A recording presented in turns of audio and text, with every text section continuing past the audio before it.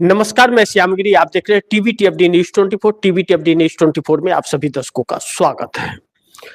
Maharashtra BMC में खेल शुरू हो गया है। संजय राउत ने किया ऐलान, एकनाथ शिंदे ने चली चाल। एक महत्वपूर्ण बिंदु पर मैं इस वक्त चर्चा करूंगा जो आप दर्शकों को जानना बहुत जरूरी है। महाराष्ट्र की राजनीति ने देश के केंद्र की राजनीति के अंदर जिस तरह से हड़कंप सा परिस्थिति बना दी है, हमेशा मोदी सरकार के साथ ऐसा ही होता है, क्योंकि एनडीए गठबंधन की जिन राज्यों में भी सरकारें हैं, अगर किसी भी एक राज्य में कुछ भी मतभेद होता है तो केंद्र की सरकार हिलती है, क्योंकि कहीं ना कहीं उस सहयोगी का जिससे टकराती है भाजपा, उसका वर्चस्व केंद्र की सरकार में होता है और भागीदारी होती है। अब महाराष्ट्र की भी यही हाल है। बीएमसी चुनाव जिस तर्ज पर हुआ, पहले तो वही सवाल में है और उस पर हजारों सवाल उठे कि किस तरह से बीएमसी चुनाव के अंदर फर्जीवाड़ा किया गया, फर्जी मतदान डाले गए, लोगों के नाम काट दिए गए।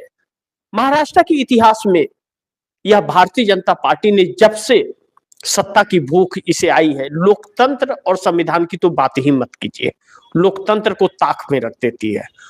और बहुत दुर्भाग्य यह है कि जो ब्यूरोक्रेसी है, वह ब्यूरोक्रेसी इस सत्ता की गुलाम हो गई है। यह बहुत चिंता का विषय है। अब ऐसे में महाराष्ट्र बीएमसी के चुनाव के वोटिंग के दौरान जो तस्वीरें देखने को मिली, वह जिस व्यक्ति ने लोकसभा में वोट दिया, जिस व्यक्ति ने विधानसभा में दिया, वह उस व्यक्ति का नाम बीएमसी चुनाव के मतदाता सूची में क्यों नहीं, उसमें नाम कैसे हट गया? यानी कि भेदभाव किया गया, वोटरों को वोट डालने से वंचित किया गया, यानी कि धांधलेबाजी हुई। लेकिन उसके बावजूद भी 3000 से लेकर 5000 तक हर वोटर को भाजपा और एकनाथ शिंदे के लोगों ने बांटा पैसे। अजीत पवार ने भी बांटा, लेकिन अजीत पवार को फायदा नहीं हुआ। एकनाथ शिंदे 28 सीट ले आने में कामयाबी हासिल कर लिए। भारतीय जनता पार्टी भी लेकर के आई, लेकिन भारतीय जनता पार्टी बहुमत के आंकड़े तक नहीं पहुंच पाई। भारतीय जनता पार्टी पीछे रह गई, यानी कि मात्र 88 सीटों पर रह गई। अब ऐसे में जब बहुमत नहीं आया और सिंगल लार्जेस्ट बनकर के उभरी है, तो इसे अपना मेयर बनाने का जो भूख है बीएमसी को कब्जा करने का, चूंकि महाराष्ट्र बीएमसी का बजट ही इस देश के 9 राज्यों के बराबर, यानी कि 75,000 करोड़ रुपए के आसपास, 74,500 कुछ है, 75,000 करोड़ मान लीजिए आप, राउंड फिगर में 75,000 करोड़, क्योंकि 75 से वह बढ़ने वाला है, बढ़ेगा बजट उसका।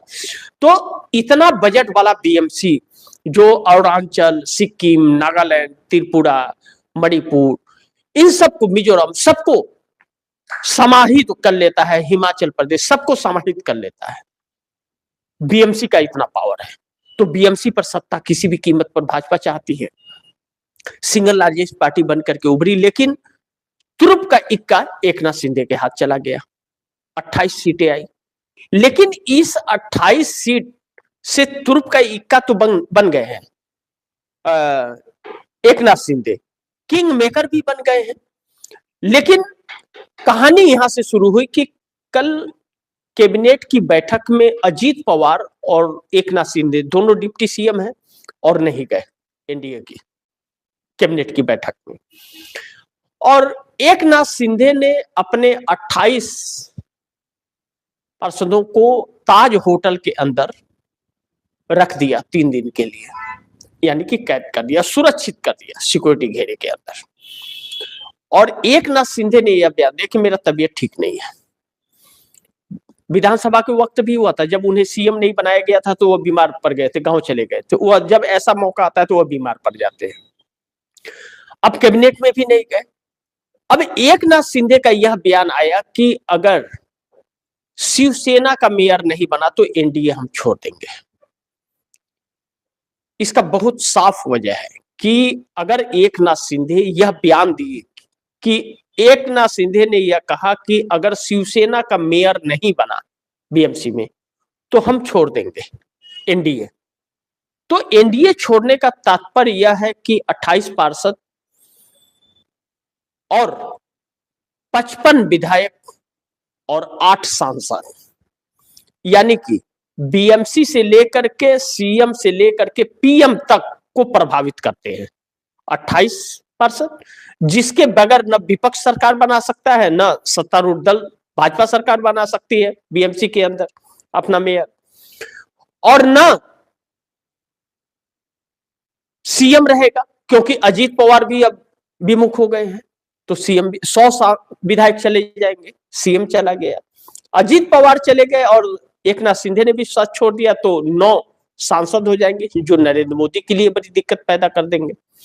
यानी कि बीएमसी चुनाव के परिणाम ने एक ऐसे मोड़ पर लाकर के खड़ा कर दिया है परिणाम को कि बीएमसी का मेयर ही तय करेगा कि महाराष्ट्र का कौन सीएम होगा और कौन पीएम होगा देश का, और वह गेंद जो है अब एकनाथ शिंदे के पाले में है।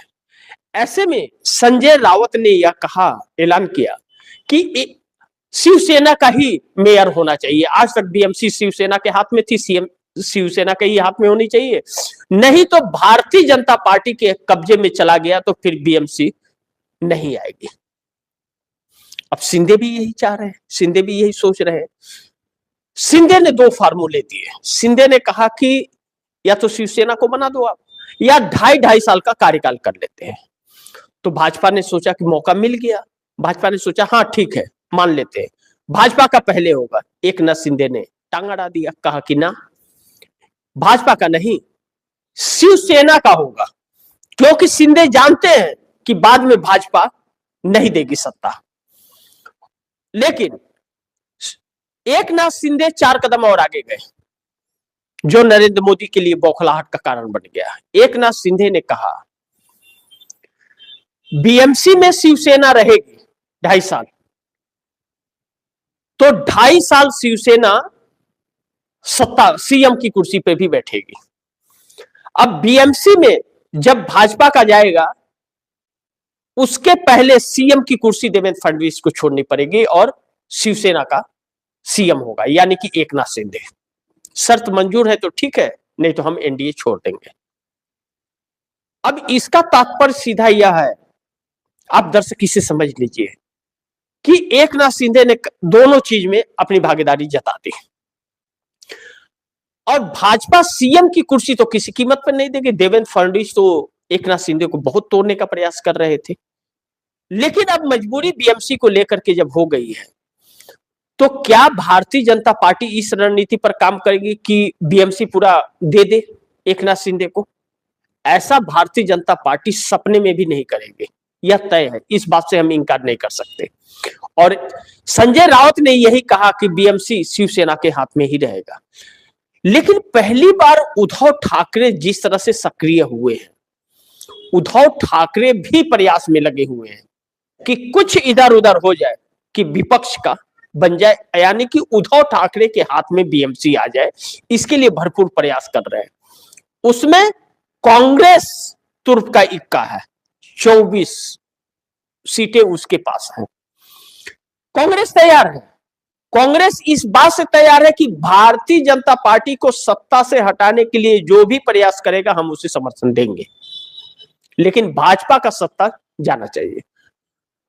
अब शिंदे के पास बीएमसी से ज्यादा पावर सीएम का आ सकता है, अगर इस वक्त निर्णायक फैसला एकनाथ शिंदे ने ले लिया। वह जैसे ही एनडीए छोड़ेंगे, वैसे ही सीएम की कुर्सी भी देवेंद्र फडणवीस की जाएगी। विपक्ष एकनाथ शिंदे को सीएम बना सकता है और बीएमसी उद्धव ठाकरे कब्जा कर सकते हैं। फैसला एकनाथ शिंदे को करना है, लेकिन एकनाथ शिंदे 28 सीटें पैसे के दम पर लाए हैं। यह बात वह समझ गए कि जनता ने उन्हें असली शिवसेना मानने से इनकार कर दिया है, यानी कि भारतीय जनता पार्टी के साथ रह करके अब इन राजनीतिक दलों को वोट नहीं मिलने वाला, यह समझ में आ गया। दूसरी तरफ अजीत पवार और शरद पवार को भी जनता ने पूरी तरह से नकार दिया। इतना पैसा खर्च करने के बाद अजीत पवार मात्र 3 सीट निकाल पाए बीएमसी के अंदर और शरद पवार मात्र 1 सीट पर अटक गए। ऐसे में शरद पवार और अजीत पवार दोनों को ही महाराष्ट्र की जनता ने अस्वीकार कर दिया है। ऐसे में यह समझ गए हैं कि भारतीय जनता पार्टी के साथ रहने से जनता हमें वोट नहीं देगी। जनता समझ गई है कि इन्हें वोट देंगे तो भाजपा को समर्थन करेंगे। ऐसे में अजीत पवार और एकनाथ शिंदे दोनों मिल करके एक साथ एनडीए छोड़ने की प्लानिंग में हैं, ऐसी चर्चा चल रही है। देखना यह होगा कि क्या होता है, लेकिन 24 घंटे के अंदर निर्णायक फैसला होने वाला है कौन किसके साथ रहेगा। और अगर अजीत पवार और एकनाथ शिंदे ने एनडीए का दामन छोड़ दिया तो मेयर उद्धव ठाकरे का इंडिया गठबंधन का होगा, सीएम एकनाथ शिंदे होंगे और पीएम चंद्रबाबू नायडू होंगे। यानी कि पूरे तख्तो-ताज बदल देगा बीएमसी का परिणाम।